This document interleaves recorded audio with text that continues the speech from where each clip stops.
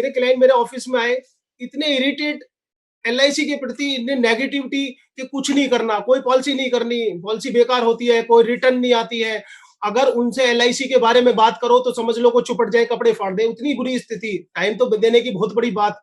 उनको हमने धीरे-धीरे डालना शुरू करा सर, कि ठीक है सर आप बैठिए, पानी पिए, ठंडा होइए, नहीं जी एलआईसी एजेंट पे पॉलिसी कर जाते हैं, मैं इंश्योरेंस तो कभी भी नहीं करा सकता। लेकिन मैंने उसी दिन ठान लिया था कि इस बंदे की पॉलिसी जरूर करनी है। मैं जब भी पॉलिसी के बारे में बात करूं वो इतने नेगेटिव है, एलआईसी ऐसी है, एजेंट भाग जाते हैं, चले जाते हैं, मेरी पॉलिसी बंद पड़ी हुई है।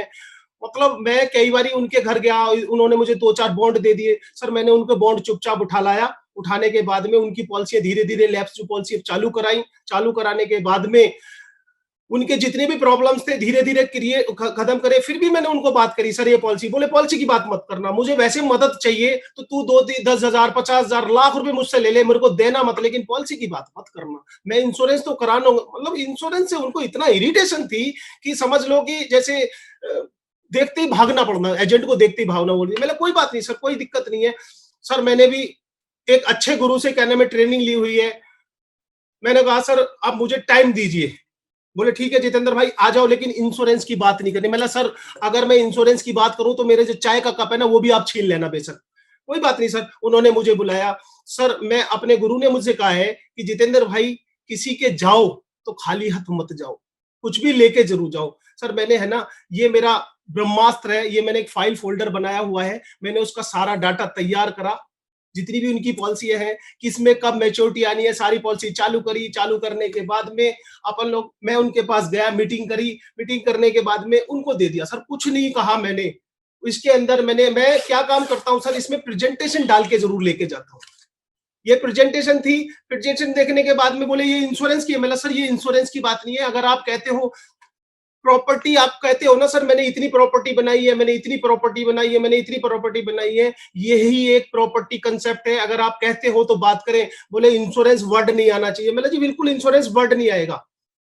सर कोई बात नहीं। चाय पी। चाय पीने के बाद में मतलब सर आपने 2 करोड़ 5 करोड़ रुपए के फ्लैट लिए हुए हैं, उसमें आपको क्या लगता है कि फायदा ही फायदा हुआ है? बोले नहीं नुकसान हुआ है। अभी मुझे किसी ने चूना लगा दिया, 3 करोड़ का नुकसान कर दिया। मैंने ठीक है। मतलब सर एक चीज बताओ, अगर कहीं आप इतने बड़े बड़े प्लॉट लेते हो, अगर एक छोटा सा प्लॉट मेरे कहने से मैं कहीं दिला देता हूं आपको, और वो भी आपको टोटली का टोटली इंस्टॉलमेंट में दिलाऊं, उसमें भी कोई इंटरेस्ट ना लूं, तो कैसा रहेगा? बोले चलो ठीक है बताओ। सर मैं उन्हीं के जुबानी से, मैंने सर एक चीज बताइए, मैं 50 लाख रुपए का एक प्रॉपर्टी देता हूं, अगर 15 साल के लिए उसको फाइनेंस कराओगे तो आपकी इंस्टॉलमेंट कितनी बढ़ेगी? पार्टी अपने आप कहती है 51-52 हजार रुपए पर मंथ बनेगी। मतलब ठीक है सर, 15 साल में कितना पैसा चला जाएगा?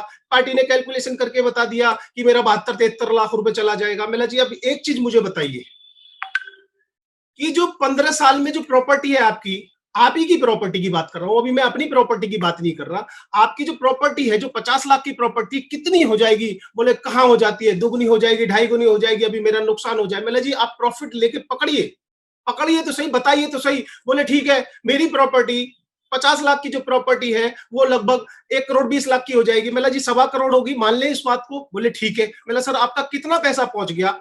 बोले मेरा 72 लाख रुपए पहुंच गया। मैंने कहा मैंने ठीक है जी, 50,000 रुपए महीना दे रहे हो ना आप 50,000 रुपए महीना दे रहे हो, 6 लाख रुपए साल का दे रहे हो। 15 साल के अंदर आपने 72 लाख रुपए जमा कर दिए। 72 लाख रुपए की प्रॉपर्टी में आपका पैसा पहुंच गया। अब आपके 1.25 करोड़ रुपए की प्रॉपर्टी होगी। अब आज की डेट में अगर 1.25 करोड़ रुपए की को आप रेंटल इनकम दोगे तो कितना रेंट मिलेगा? पार्टी कहने लगी ठीक है, रेंटल 20 से 22 हजार रुपए मिलेगा। रोहिणी में आज की डेट में अगर मैं सर 1.25 करोड़ की बात करता हूं तो वो पार्टी बिल्कुल जेन्युइन, क्योंकि मैंने कुछ नहीं बोला, मैंने पार्टी के हाथ से बोला तरह। मैंने ठीक है सर, मैंने 50,000 रुपए रेंट नहीं आएगा ना महीने का? बोला नहीं, मतलब ही नहीं उठता भाई साहब, इतना रेंट आ जाए तो मैं तो ये कर लूं, मैं तो वो कर लूं। ठीक है जी, 20 से 22 हजार। मैंने ठीक है एग्री। बोला जी एक बात बताइए, ये रेंट आप कितने दिन के लिए रेंटल पे दोगे? बोला जी आजकल तो भरोसा ही नहीं है, मैं मुश्किल से 1 साल के लिए दूंगा या 2 साल के लिए एग्रीमेंट कराऊंगा। मैंने सर ऐसा भी हो सकता है कि ये प्रॉपर्टी आप अगर दो तो जरूरी नहीं है कि 2 साल के बाद में आप कंटिन्यू दे दो, 3 साल दे दो, 5 साल दे दो, हो सकता है 6 महीने प्रॉपर्टी पड़ी रहे, और फिर जब प्रॉपर्टी आपकी होगी आपको रेंट भी लेना जाना पड़ेगा। बोले ठीक है, फिर आपको इसका मेंटेनेंस भी करना पड़ेगा, इसके खर्चे भी करने पड़ेंगे। कितने खर्चे होंगे आपके हाथ में, कितना पैसा हाथ में आएगा? बोला तुम कहना क्या चाहते हो? मैंने जी सेम चीज मैं आपको दिखाता हूं। 50,000 रुपए मुझे दीजिए, मैं गारंटेड आपको 75 लाख की प्रॉपर्टी एज पर रिकॉर्ड के हिसाब से दूंगा।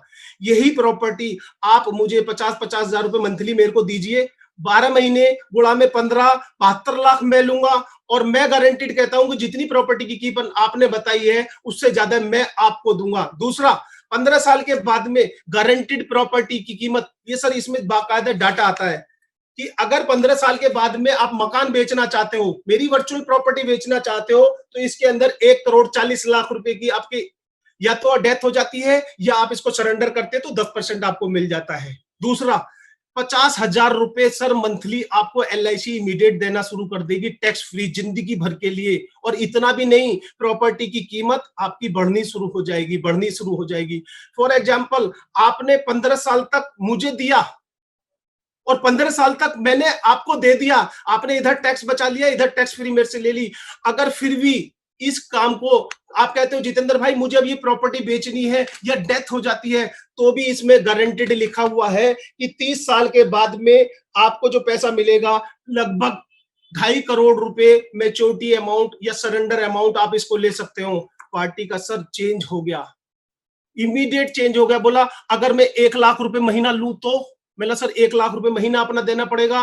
बोला ठीक है, अगर मैं अपने बच्चों के नाम से एक एक प्लॉट लूं तो, मैंने बच्चों के नाम से ले लूंगा।